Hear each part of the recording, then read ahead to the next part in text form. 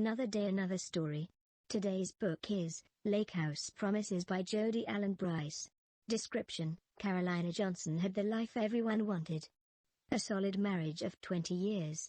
A gorgeous house in the most desirable neighborhood. Friends at the country club. Yet, somehow, she always felt the other she would drop. And drop it did. When she discovered her husband's affair with a girl half his age. Even more devastating, she's pregnant. Now divorced, she has to start over in a lake house with too many issues to list, a neighbor who doesn't like her and zero friends. To make matters worse, her outrageously rude former mother-in-law shows up and expects to spend the few days. At 40 years of age, Carolina has to start her life over from scratch and draw on the last vestiges of strength she has to make a life for herself. A new life, new problems, and new relationships. Can Carolina find out what matters the most in life and discover what true love really looks like?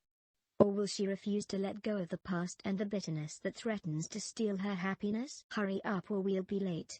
Carolina Johnson took one last glimpse at her reflection in the bathroom mirror and turned her face side to side, checking for any signs of misplaced makeup. She'd chosen the stylish cream-colored blouse with the billowy sleeves and paired it with her dark jeans, hoping to hide her stomach. She cast a longing look at her ballet flats but knew the other ladies would be wearing heels at the party. She sighed and slipped her feet into the nude-colored high heels before hurrying into the kitchen where her husband, Brice, was waiting. "How do I look?" "You look fine. We need to get these over to the Barkers before everyone else arrives." He shoved the platter of hors d'oeuvres she'd made that afternoon into her arms. She frowned. "You're wearing swim trunks and a t-shirt." He shrugged, slightly irritated. "Yeah. It's a pool party. Do I need to get my swimsuit?" Just the thought made her stomach turn. No. I'm sure it's just the men getting in the pool. Don't worry about it." He grabbed his cooler of iced beer and headed out to the garage. Carolina stuck the hostess gift under her arm and managed to gingerly walk down the steps to the garage while balancing the food tray in her hands. The garage door was up and Chris was sitting in the driver's seat tapping his fingers on the steering wheel impatiently. She ignored his impatient look and managed to open the door with her free hand and get in without spilling the hors d'oeuvre or dropping the gift. She was already tired and hadn't even left the house. Parties used to be fun and relaxing, but they had quickly morphed into opportunities for everyone to show off a new outfit or piece of jewelry. The ride over to the Barkers was quick and quiet and she was grateful. Lately Chris had been in a foul mood and everything she said seemed to upset him. When they arrived at their destination, her husband pulled into the driveway and killed the engine. One of the other husbands waved. Chris quickly got out of the car and headed over to speak to the guy without offering to help her with the appetizers. A few seconds into the conversation, they were drinking beer and Carolina was quickly forgotten. "Perfect," she muttered and finagled her way out of the car, a feat in and of itself, given the platter she still held in her hands. Teetering on high heels, she made her way up the steps. She peered through the glass of the front door but it didn't see anyone. Leaning against the door for balance, she managed to press her thumb against the doorbell. A rich tune emanated from the other side. A few seconds passed before the door opened. "Carolina. Hello. So glad you could make it." Lydia Barker smiled and waved her inside. "Thanks for the invitation, Lydia. It's been a while since we've gotten together." Carolina followed her into the kitchen and set the tray down on the counter. She handed her the hostess gift tucked in the crook of her arm. "This is for you." "Oh, how lovely. Thank you." Lydia peered inside the bag and pulled out an expensive candle. "My favorite scent. How very thoughtful of you." "You're welcome." Carolina relaxed a little. She'd taken a long time in the boutique trying to decide on a scent. She usually liked basic scents like vanilla and peach. After 20 minutes of indecision, she finally went with the salesperson's suggestion and picked the most popular one. Carolina glanced around and spotted a few familiar faces around the room. No matter how many times she met someone, she was always afraid they wouldn't remember her. Like she wasn't memorable, quite unlike her husband, Brice, who easily made friends wherever he went. "Carolina, you remember Jackie, don't you?" Lydia smiled at the tall, buxom brunette with a perfect figure. Her body was wrapped in a stunning red dress, a garment so tight, it looked like it had been melted onto her shapely figure. Of course. How are you, Jackie? You are looking great. Carolina smiled brightly, as she wrapped a self-conscious hand around her not slim enough waist. Thank you. I just got back from a trip to the beach. Let me tell you, a tan always makes you look slimmer. She ran her hand down her waist. What kind of vacations have you been on? Carolina laughed. None, I'm afraid. Chris has been much too busy at work to book any vacations this year. Jackie arched her brow. Her lips pressed together in a thin line that caused Carolina's stomach to tilt a little. I'm sure we'll do something soon though, she added quickly, not wanting Jackie to think she was weird for not taking a vacation. It was almost October and all their friends and families had taken at least 2 vacations this year. That it didn't even include all the holiday trips they usually planned. Robin. Jackie waved to someone across the room and made her way over, leaving Carolina standing there alone. Carolina quickly searched the room for a familiar face. Her gaze landed on Audrey. She picked up a glass of wine and made her way over. Audrey, hi. She smiled brightly. Carolina. Audrey's smile slid off her face and she glanced out the doors that led to the swimming pool. I didn't know you were here. Yes, sorry we're a little late. Seems like a good turnout for a party. Carolina looked around. Look, I don't think you should be here. Audrey's expression hardened. Carolina blinked. Surely she'd not heard correctly. I'm sorry. It sounded like you said. Carolina, you really shouldn't be here. Audrey cast a nervous glance out the window. Her face went pale. Without a word she quickly stood up and took Carolina by the arm, urging her toward the door. Carolina's body felt like marble. She couldn't move and felt heavier than her normal pudgy self. Humiliated, her eyes stung with unshed tears. She wanted to sink into the floor, beneath the rich earth where no one could see her. You're hurting me, Carolina whispered, hoping no one was watching. I'm trying to help you, Audrey hissed. At that moment, Chris burst into the room with a young woman dressed in a scantily clad black dress and high heels. She grabbed Chris's arm, reached up on her tiptoes, and kissed him square on the mouth. Carolina couldn't move. She couldn't trust her eyes. Surely she was hallucinating. Her legs went weak and she feared she might actually pass out. Dear Lord, did she have a brain tumor? Kylie, stop. Chris gently shoved the woman back, his face red with embarrassment. But this is great news, sweetheart. We're going to have a baby. The perfect specimen of a woman, who was everything Carolina was not, twirled in his arms. Good Lord, now she was having audible hallucinations. Was it early dementia? Psychosis? Was she schizophrenic? Just then, as if Kylie sensed Carolina's presence, she turned and their eyes met. She was beautiful, thin, young, with a perfect body. You must be the old wife. I'm Kylie, the soon-to-be new wife. Carolina reached for Audrey's arm. Something's wrong with me, Audrey. I think I need a doctor. The next thing she remembered of that horrid night, was Audrey's breath on her ear as her words rang out in her muddled head. No, sweetie. You don't need a doctor. You need a lawyer. Mrs. Johnson, do you understand everything I've read to you? Carolina blinked and tried to concentrate on what John Rivers, her attorney, was saying. The judge is awarding you alimony for 3 years. Unless you remarry before that time, then you forfeit any alimony. I won't be getting married again. Carolina pressed her hand to her stomach. And your husband gets the house. John shook his head. I don't like it. The judge should have ruled that Chris should sell the house and split the proceeds. He won't sell. That's his dream house. He had everything custom built. She wanted to lay down and go to sleep for a week. Since discovering her husband's affair, she hadn't slept, nor had she eaten. Minutes had bled into days which seeped into weeks. She'd cried and begged Chris not to throw away their marriage for someone he hardly knew. But it had been clear from the way he stared blankly into her eyes that he had already made his choice. He had chosen Kylie. Carolina, the judge did award you the lake house. Once you agree and sign the terms, you will be responsible for the upkeep of the house. Do you understand? He cocked his head and waited for her reply. She nodded. Can I get you some more coffee? She rubbed her temple. No thank you. Any more and I'll be sick to my stomach. Per the settlement agreement, you have 1 day to get your stuff out of the house.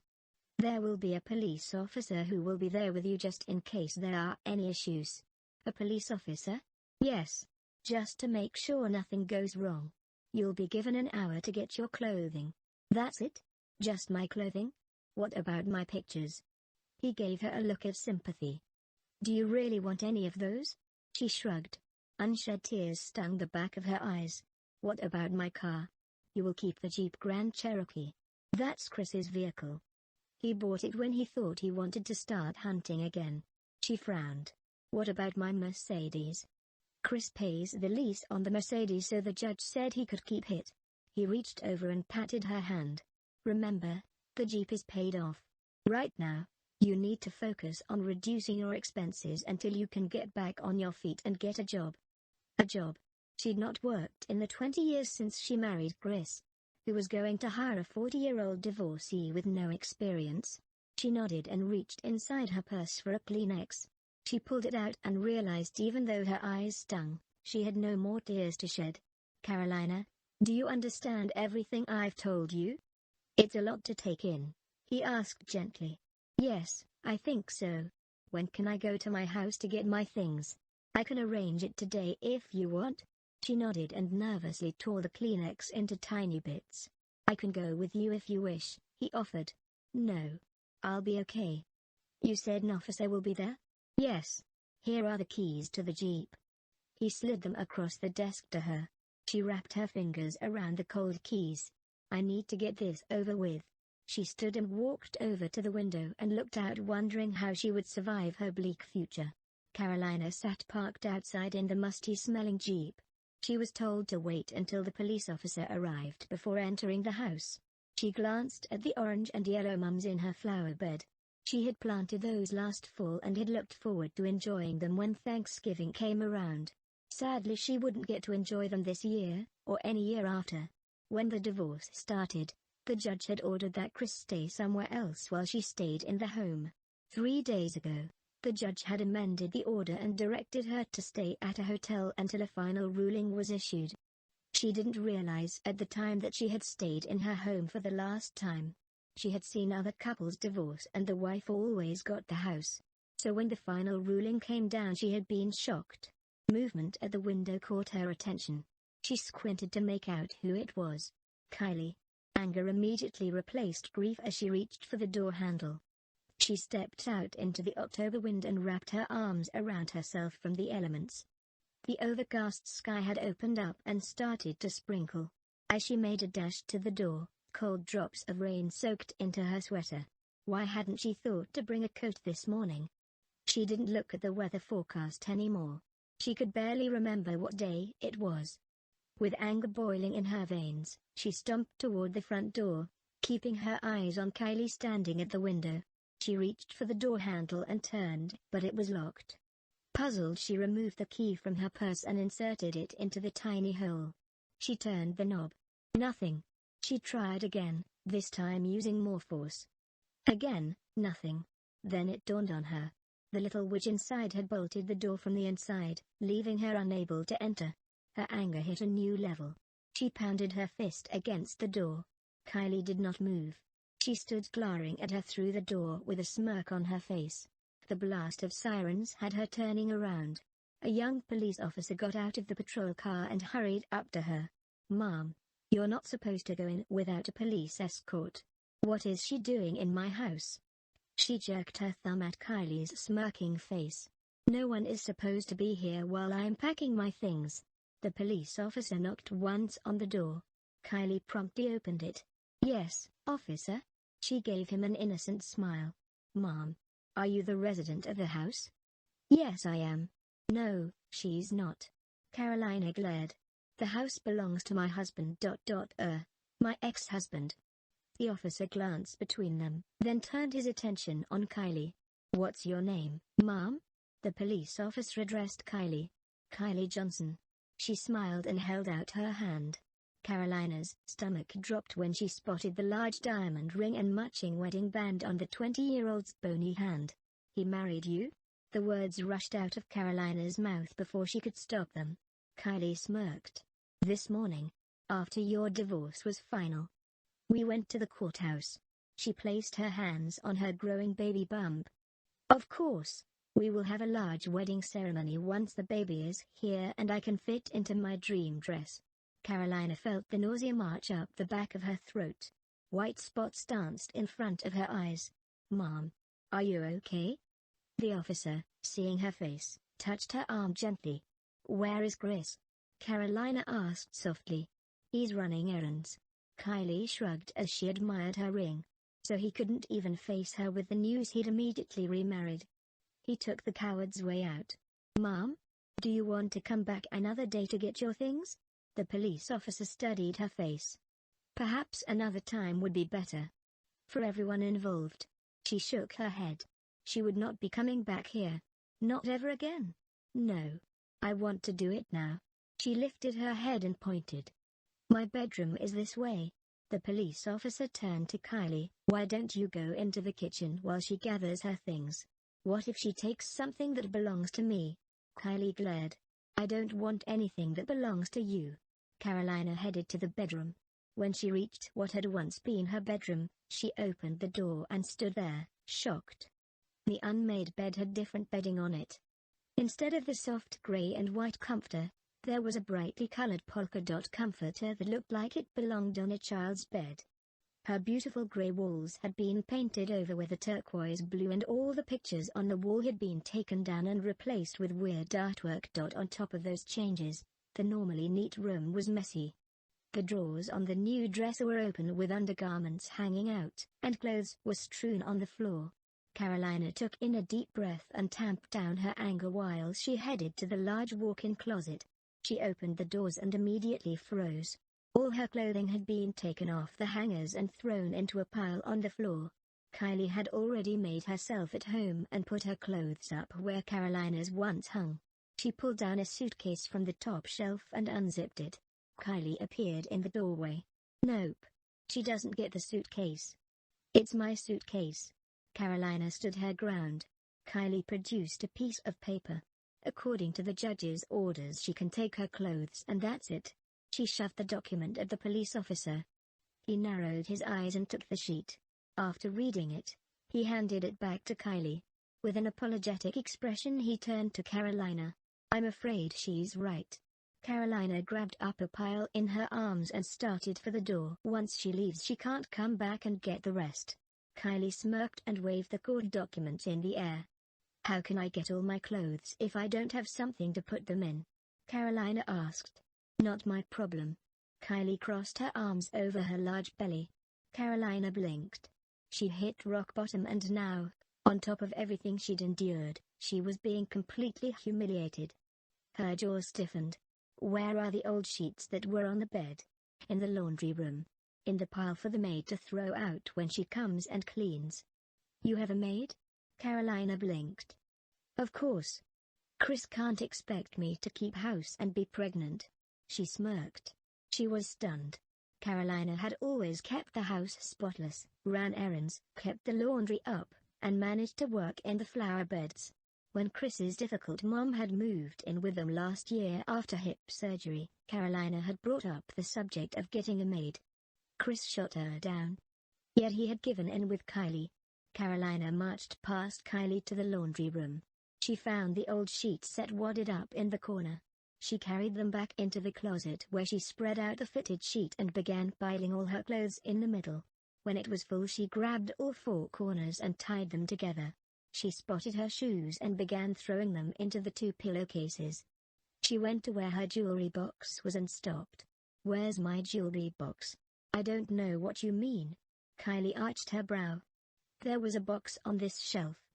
It contained all my jewelry that my mother left me before she died. Kylie shrugged. Carolina looked at the police officer. If you want, you can file a police report for theft, he said. Kylie shifted her weight. I think I'd like to do that. Carolina kept her eyes on Kylie, daring her to push any further. The officer nodded. He pulled out a pen from his front shirt pocket and began writing on the clipboard he held. Wait. Why don't I talk to Chris first? He might have misplaced it, Kylie said a little too quickly. The police officer glanced at his watch. Is there anything else you need to get? Carolina drew a deep breath. Can I walk through the house? I don't think that's a good idea. Kylie spoke up. Carolina looked at the officer. According to the document, she has a right to walk through the house and collect her belongings. He looked at Kylie. Satisfied, Carolina carried her bundle of clothes to the front door. She wiped her hands on her thighs, feeling the turn of her wedding band. She walked through the house room by room, noting that every sign of her ever having lived there had been erased. Any photos of her had been taken down. Her favorite blanket, which laid on the back of the couch in the living room, had been removed. Her Bible, which was on the coffee table, was gone. Where's my Bible? She turned to the officer, giving him a pleading look. My Bible is gone. Kylie suddenly appeared and went to a cabinet underneath the bookcase. She pulled out the missing Bible and shoved it at Carolina's chest. Thankfully, she wrapped her hands around it and held it to her chest. Anything else, Mom? You're almost out of time. Yes. My mother's quilt. It was in the guest bedroom. It's gone. Kylie crossed her arms over her chest. We threw it away. It didn't fit our decor. Tears stung Carolina's eyes. Why would you do that? It was the last thing she gave me before she died. I'm sorry, Mom. Maybe it's best for everybody if you finish up as quickly as possible. Tears slid down her face.